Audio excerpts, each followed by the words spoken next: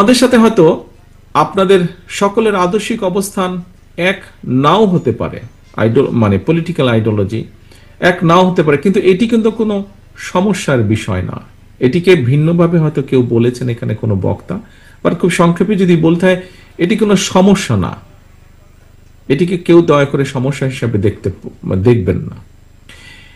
বিষয় হচ্ছে যে এই দেশের সার্বভৌমত্বের প্রতি আমাদের অবিচল আস্থা প্রকাশের জায়গায় কিন্তু আমরা সকলে এক এক এটা কিন্তু সকলের মধ্যে কমন। আমাদের এই দেশকে কোনো চরমপন্থা বা মৌলবাদের অভয়ারণ্য যেন কোনোদিন পরিণত হতে না পারে, সেটিও কিন্তু আমাদের প্রত্যাশা, সেটিও আমাদের। মৌলবাদী শব্দটার সঠিক অর্থ হলো যে মানুষ কোনো একটা বিষয়ের মূল নীতিগুলো অনুসরণ করে থাকে।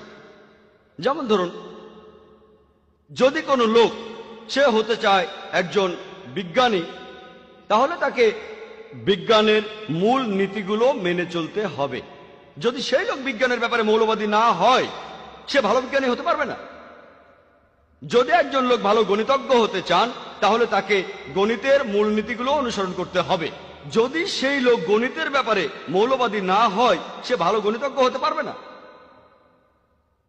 আপনারা সব মৌলবাদীদের এক মাপকাঠি দিয়ে মাপতে পারবেন না যে তারা সবাই ভালো বা সবাই খারাপ। মৌলবাদীরা যে যে ক্ষেত্রে মৌলবাদী